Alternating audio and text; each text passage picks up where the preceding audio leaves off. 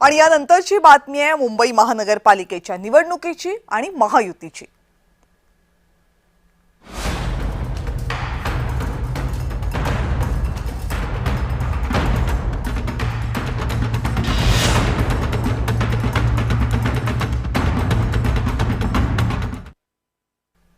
मुंबई महानगरपालिकेच्या निवडणुकीसाठी महायुतीचे जागा वाटप लगेचच होईल असं भाजपचे मुंबई अध्यक्ष अमित साटम यांनी गुरुवारी खरं तर सांगितलेलं आहे। मात्र ते तसं अगदी तसंच होईल असं सहज दिसत नाहीये, कारण आता एक नवीन तिढा निर्माण झालाय। मागच्या वेळेस जेव्हा बीएमसीच्या निवडणुका झाल्या होत्या 2017 मध्ये, त्यावेळेस अविभाजित असलेल्या शिवसेनेनं 84 जागा मुंबई महानगरपालिकेमध्ये जिंकल्या होत्या। आता त्या सगळ्या 84 जागा आपल्याला मिळाव्यात अशी मागणी एकनाथ शिंदेंच्या शिवसेनेची आहे। पण या सगळ्या जागा द्यायला भाजप तयार नाहीये असं कळतंय।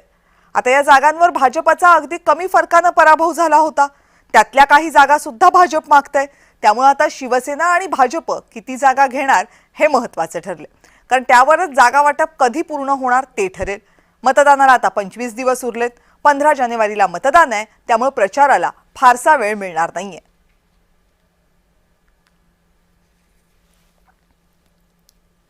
आणि नाशिकच्या राजकारणामध्ये एक मोठी घडामोड घडली आहे, कारण महानगरपालिकेच्या निवडणुकीत शिवसेनेशी युती करायला स्थानिक नेते तयार नाहीयेत। तसा अहवालच नाशिक शहराध्यक्षांनी पक्षश्रेष्ठींकडे दिलाय।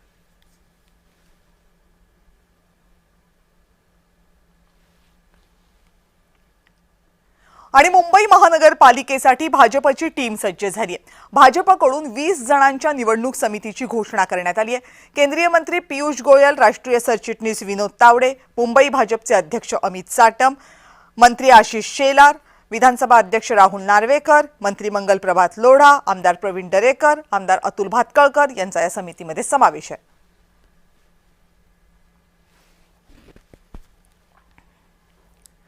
आणि कल्याण ग्रामीणचे माजी आमदार सुभाष भोईर यांचा भाजपमध्ये प्रवेश होणार आहे। भाजपचे प्रदेशाध्यक्ष रवींद्र चव्हाण यांच्या उपस्थितीत शनिवारी सकाळी 11 वाजता हा प्रवेश होईल। ऐन महानगरपालिका निवडणुकांच्या तोंडावर ठाकरे गटाला भाजपने मोठा धक्का दिलाय।